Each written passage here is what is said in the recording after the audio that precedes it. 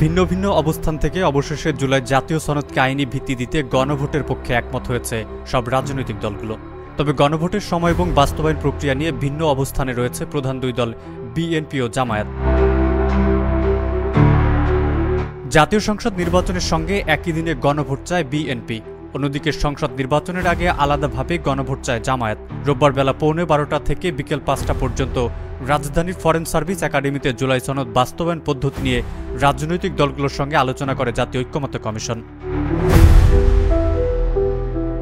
আলোচনায় জুলাই সনদ বাস্তবায়নের গণভোটের পক্ষে একমত হয় সব রাজনৈতিক দল। তবে গণভোটের সময় বাস্তবায়ন প্রক্রিয়া নিয়ে ভিন্ন ভিন্ন মত দিয়েছে বিভিন্ন দল, বিশেষ করে প্রধান দুই রাজনৈতিক দল বিএনপি ও জামায়াত ইসলামী। ঐক্যমত্য কমিশনের সঙ্গে বৈঠক শেষে বিএনপির স্থায়ী কমিটির সদস্য সালাউদ্দিন আহমেদ জানান, তাদের দল গণভোটের ব্যাপারে একমত হয়েছে, তবে জাতীয় সংসদ নির্বাচনের দিন গণভোট চায় তারা।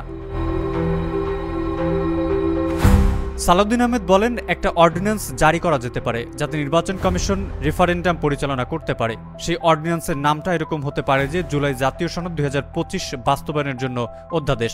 সেই অধ্যাদেশে নির্বাচন কমিশনকে এখতিয়ার দেওয়া হলো এরকম একটা রেফারেন্ডাম পরিচালনা করার জন্য জাতীয় সংসদ নির্বাচনের সঙ্গে একই দিনে আলাদা ব্যালটে।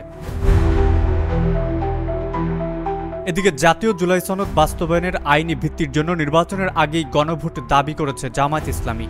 দলটির সহকারী সেক্রেটারি জেনারেল হামিদুর রহমান আজাদ বলেন, জুলাই সনদ বাস্তবায়নের আইনি ভিত্তির জন্য গণভোটের বিষয়ে একমত বিএনপি সহ সব রাজনৈতিক দল, তবে আমরা চাই সে গণভোট নির্বাচনের আগেই হোক। জাতীয় নির্বাচনের দিনেই গণভোটের অসুবিধার কথা তুলে ধরে জামায়াতের নেতা বলেন, সংসদ নির্বাচনের দিনেই গণভোট হলে জনগণের জন্য কনফিউজিং হবে, জনগণ গণভোটে অভ্যস্ত না। তিনি বলেন, গণভোট হয়ে গেলে ফেব্রুয়ারিতে নির্বাচন হতে কোনো ধরনের বাধা নাই। জনগণকে একটা জটিল অবস্থায় ফেলে না দিয়ে, মহাপরীক্ষায় না ফেলে সহজভাবে এগোলে আমরাও বাঁচি, জাতীয় বাঁচে। জুলাই সনদের আইনি ভিত্তি রচনার জন্য গণভোটই সবচেয়ে গ্রহণযোগ্য বলেও মন্তব্য করেন জামায়াতের এই নেতা। গণভোটের বিষয়ে রাজনৈতিক দলগুলো একমত হওয়াকে অনেক বড় অর্জন উল্লেখ করে ব্রিফিংয়ে ঐক্যমত্য কমিশনের সহ সভাপতি অধ্যাপক আলী রিয়াজ বলেন, দলগত অবস্থান থেকে অনেকেই অনেকটা সরে এসে জাতীয় ঐক্যমত্য, বিশেষ করে জুলাই জাতীয় সনদ বাস্তবায়নের ক্ষেত্রে যেন সুনির্দিষ্ট পদক্ষেপ নেওয়া যায় তার জন্য তারা সচেষ্ট হয়েছেন এবং বড় ধরনের অগ্রগতি অর্জন করেছেন।